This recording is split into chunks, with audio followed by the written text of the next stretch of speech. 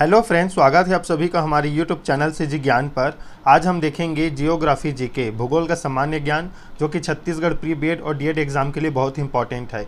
इस वीडियो में हम 60 क्वेश्चन देखेंगे भूगोल से, जो कि बहुत इंपॉर्टेंट है, क्योंकि आपको पता ही होगा छत्तीसगढ़ प्री बीएड और डीएड में भूगोल से 5 से 6 क्वेश्चन पूछा जाता है। तो वीडियो के अंत तक बने रहिएगा और चैनल पर नए हो तो चैनल को जरूर सब्सक्राइब कीजिएगा, वीडियो को लाइक कीजिएगा और अपने दोस्तों के साथ शेयर कीजिएगा। तो चलिए स्टार्ट करते हैं आज का फर्स्ट क्वेश्चन। देखिए दोस्तों, फर्स्ट क्वेश्चन है, क्षेत्रफल की दृष्टि से भारत का विश्व में कौन से स्थान है? तो याद रखिएगा 7वां स्थान है। जनसंख्या की दृष्टि से भारत का विश्व में कौन से स्थान है? तो दूसरा स्थान है, पहला चीन का है। क्षेत्रफल की दृष्टि से भारत का विश्व में स्थान 7वां, जनसंख्या की दृष्टि से विश्व में भारत का स्थान है दूसरा, याद रखिएगा। चलिए देखते हैं अगला प्रश्न। भारत किस गोलार्ध में स्थित है? तो उत्तरी गोलार्ध। देखिए दोस्तों, अगर ये मान लिए हम ये भारत का नक्शा है, तो ये एक पृथ्वी को 2 भागों में बांटा गया है। तो भारत जो है ऊपर वाला हिस्सा में आता है, उत्तरी गोलार्ध में। नीचे जो है ये दक्षिणी गोलार्ध कहलाता है और ऊपर उत्तरी गोलार्ध है। भारत अगर पृथ्वी को 2 बराबर भागों में बांटा जाए तो भारत ऊपर की ओर आता है, इसे उत्तरी गोलार्ध माना जाता है। इसलिए भारत किस गोलार्ध में आता है? तो याद रखिएगा उत्तरी गोलार्ध में। चलिए देखते हैं अगला प्रश्न। भारत के पूर्व में कौन सा देश स्थित है? तो बांग्लादेश है। और भारत के पश्चिम में कौन सा देश है? तो पाकिस्तान है, याद रखिएगा। चलिए देखते हैं अगला प्रश्न। अगला प्रश्न है, भारत के दक्षिण पश्चिम में कौन सा सागर है? तो अरब सागर है। भारत के दक्षिण और पूर्व में कौन सी खाड़ी है? तो बंगाल की खाड़ी है। इंपॉर्टेंट क्वेश्चन है ये, जो ये 60 क्वेश्चन है बहुत इंपॉर्टेंट है, जरूर नोट डाउन कीजिएगा अपनी कॉपी में। चलिए देखते हैं अगला प्रश्न। भारत के दक्षिण में कौन सा महासागर है? तो हिंद महासागर है, याद रखिएगा। पूर्वांचल की पहाड़ियाँ भारत को किस देश से अलग करती है? म्यांमार से। ये क्वेश्चन पूछा जाता है दोस्तों, याद जरूर कर लीजिएगा। पूर्वांचल की पहाड़ियाँ भारत को किस देश से अलग करती है? तो म्यांमार से। चलिए देखते हैं अगला प्रश्न। अगला प्रश्न है, मन्नार की खाड़ी और पाक जलडमरू मध्य भारत को किस देश से अलग करती है? तो श्रीलंका से। यह भी क्वेश्चन पूछा जाता है बार बार। मन्नार की खाड़ी और पाक जलडमरू मध्य भारत को किस देश से अलग करती है? तो श्रीलंका से, याद रखिएगा। संपूर्ण भारत की अक्षांशीय विस्तार कितना है? अक्षांशीय विस्तार है 8 डिग्री 4 सेकंड से 37 डिग्री 6 सेकंड उत्तरी अक्षांश, याद रखिएगा। भारत उत्तरी गोलार्ध में है, इसलिए उत्तरी अक्षांश में आएगा। अगर मान लीजिए, अगर ये भारत का नक्शा मान ली जाए तो अक्षांश ऐसे को बोला जाता है, जो है इसे देशांतर और इसे अक्षांश। चलिए देखते हैं अगला प्रश्न। भारत के मध्य से कौन सी रेखा गुजरती है? तो कर्क रेखा, जिसे ट्रॉपिक ऑफ कैंसर बोला जाता है, याद रखिएगा। भारत के मध्य से कौन सी रेखा गुजरती है? तो कर्क रेखा है। भारत के उत्तर से दक्षिण तक का विस्तार कितना है? उत्तर से दक्षिण तक का विस्तार तो देख लीजिए 3214 किलोमीटर। 3214 किलोमीटर ऊपर से नीचे आने पर नक्शा में ये उत्तर मान लीजिए और ये नीचे वाला दक्षिण। चलिए देखते हैं अगला प्रश्न। इसमें पूछा है पूर्व से पश्चिम का विस्तार भारत में नक्शा से ऐसे, गुजरात से पश्चिम बंगाल की ओर। तो इसका जो है विस्तार कितना है भारत का? तो 2933 किलोमीटर। पश्चिम से पूर्व बोले या पूर्व से पश्चिम। अंडमान निकोबार द्वीप समूह कहाँ स्थित है? तो बंगाल की खाड़ी में स्थित है। इंपॉर्टेंट क्वेश्चन है दोस्तों ये। अंडमान निकोबार द्वीप समूह कहाँ स्थित है? याद रखिएगा बंगाल की खाड़ी में है अंडमान निकोबार द्वीप समूह। चलिए देखते हैं अगला प्रश्न। अगला प्रश्न है, लक्षद्वीप कहाँ स्थित है? तो अरब सागर में स्थित है। इंपॉर्टेंट है ये भी। भारत का दक्षिणी छोर क्या कहलाता है? तो इंदिरा पॉइंट कहलाता है। और उत्तरी छोर क्या कहलाता है? तो इंदिरा कॉल कहलाता है, याद रखिएगा। भारत का दक्षिणी छोर इंदिरा पॉइंट कहलाता है, जो कि ग्रेट निकोबार में स्थित है। और उत्तरी छोर कहलाता है इंदिरा कॉल, जो कि जम्मू कश्मीर स्थित है, याद रखिएगा। चलिए देखते हैं अगला प्रश्न। इंदिरा पॉइंट को किस नाम से जाना जाता है? और मतलब इंदिरा पॉइंट को दूसरे और किस नाम से जाना जाता है? तो पिगमिलियन पॉइंट, याद रखिएगा। इंपॉर्टेंट क्वेश्चन ये पूछा जाता है। आपके ऑप्शन में इंदिरा पॉइंट को हटा दिएगा, इसे दिएगा दिया जाएगा तो आप इसे ही टिक कीजिएगा। अगर आपसे पूछा जाए कि भारत का दक्षिणी छोर क्या कहलाता है, ऑप्शन में इंदिरा पॉइंट नहीं है, पिगमिलियन पॉइंट है, तो इसे टिक कीजिएगा। चलिए देखते हैं अगला प्रश्न। भारत का क्षेत्रफल विश्व के क्षेत्रफल का कितना प्रतिशत है? तो 2.4%, 2.42%, याद रखिएगा। चलिए देखते हैं अगला प्रश्न।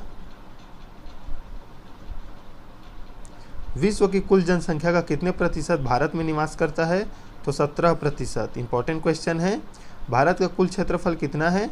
तो 32,87,263 वर्ग किलोमीटर, याद रखिएगा। इंपॉर्टेंट है, ये भी पूछा जाता है।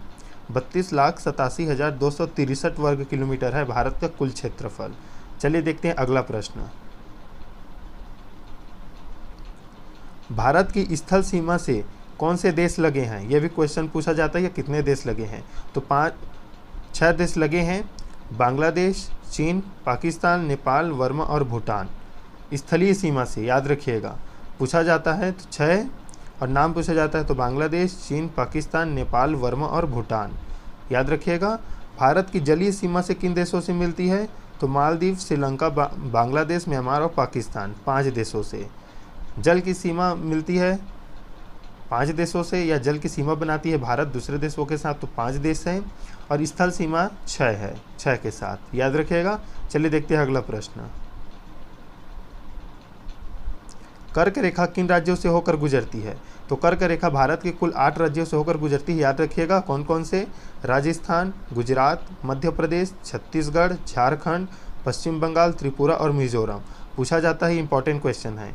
यहाँ से राज्यों का नाम नहीं पूछा जाता है, लेकिन ऑप्शन में देकर पूछा जाएगा कौन सा राज्य से कर्क रेखा नहीं गुजरता है या गुजरता है, पूछा जाएगा।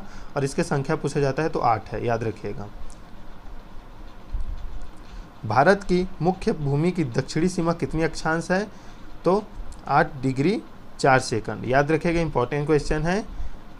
भारत के नक्शा में जो श्रीलंका है, श्रीलंका जो है उसका ये कन्याकुमारी, यहाँ पर ये अक्षांशीय विस्तार, तो यहीं पर होगा ये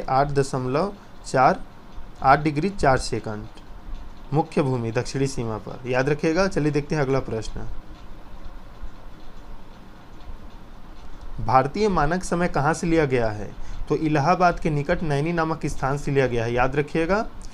भारत का जो मानक समय है इलाहाबाद के निकट, या आप बोल सकते हैं प्रयागराज के निकट नैनी नामक स्थान से लिया गया है। भारत के मानक समय और ग्रीनविच समय में कितना अंतर है? तो 5.5 घंटा का अंतर है, याद रखिएगा। यह क्वेश्चन पूछा जाता है। भारत के मानक समय और ग्रीनविच समय में कितना अंतर है? तो 5.5 घंटा का अंतर है, याद रखिएगा। चलिए देखते हैं अगला प्रश्न। भूमध्य रेखा से भारत के दक्षिण छोर की दूरी कितनी है? तो 876 किलोमीटर है। इंपॉर्टेंट क्वेश्चन है ये। भूमध्य रेखा से भारत के दक्षिण छोर की दूरी कितनी है? तो 876 किलोमीटर। भारत की स्थल सीमा की लंबाई कितनी है? स्थलीय सीमा की बात हो रही है। अगर आप ऊपर से देखें, गुजरात से लेकर जम्मू कश्मीर होते हुए असम, सिक्किम तक, तो स्थलीय सीमा की कुल लंबाई है 15,200 किलोमीटर, याद रखिएगा। चलिए देखते हैं अगला प्रश्न। भारत की मुख्य भूमि की तट रेखा की लंबाई कितनी है? तो 6,100 किलोमीटर। अगर भारत के मेन नक्शा को देखें तो जो नीचे वाला स्थान है गुजरात से उड़ीसा, इधर पश्चिम बंगाल तक, तो जो तट रेखा है समुद्र की वो कितनी है? तो 6100 किलोमीटर, मतलब 6,100 किलोमीटर। चलिए देखते हैं अगला प्रश्न। भारत की कुल तट रेखा की लंबाई द्वीप समूहों सहित कितनी है? मतलब आप केंद्र शासित जो प्रदेश हैं, जो सागर में स्थित हैं, उन द्वीपों के सहित तट रेखा की लंबाई कितनी है? तो 7,516 किलोमीटर। 6100 किलोमीटर तो भारत के मुख्य जो हमारे नक्शा है या जो भारत है उसका है तट रेखा, और जो द्वीप है छोटे छोटे उसको मिलाकर है 7,516 किलोमीटर। चलिए देखते हैं अगला प्रश्न। तो अगला प्रश्न है, संपूर्ण भारत के कितने प्रतिशत भाग पर पर्वत व पहाड़ियों का विस्तार है? तो 28.8% पर, याद रखिएगा। बहुत ही इंपॉर्टेंट क्वेश्चन है ये। संपूर्ण भारत के में जो 28.8% भाग है उस पर पर्वत और पहाड़ियों का विस्तार है। नेक्स्ट क्वेश्चन है, संपूर्ण भारत के कितने क्षेत्रफल पर मैदानी विस्तार है? तो 44%।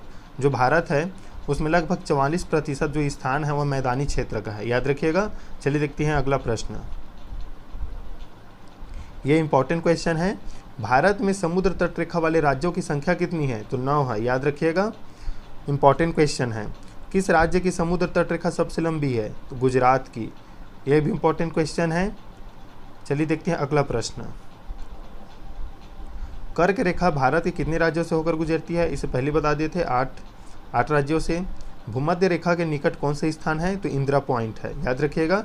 चलिए देखते हैं नेक्स्ट क्वेश्चन। इंदिरा पॉइंट कहाँ स्थित है? तो अंडमान निकोबार द्वीप समूह में। इंपॉर्टेंट क्वेश्चन है ये भी। इंदिरा पॉइंट कहाँ स्थित है? तो अंडमान निकोबार द्वीप समूह में, या बोल सकते हैं ग्रेट निकोबार में। किस राज्य की समुद्र तट रेखा सबसे छोटी है? तो गोवा की। छत्तीसगढ़ पीरियड में पूछा गया था समुद्र तट रेखा सबसे बड़ी किसकी है या लंबी? तो गुजरात की। सबसे छोटी तो गोवा की। ये इस बार पूछा जा सकता है, याद रखिएगा। चलिए देखते हैं अगला प्रश्न।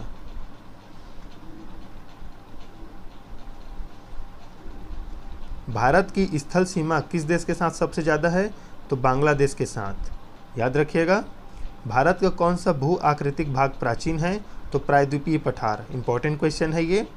भारत के पूर्वी समुद्र तट को किस नाम से जाना जाता है? तो कोरोमंडल तट। बहुत इंपॉर्टेंट क्वेश्चन है ये, पूछा जाता है। भारत के पूर्वी समुद्र तट को किस नाम से जाना जाता है? तो कोरोमंडल तट। चलिए देखते हैं अगला प्रश्न।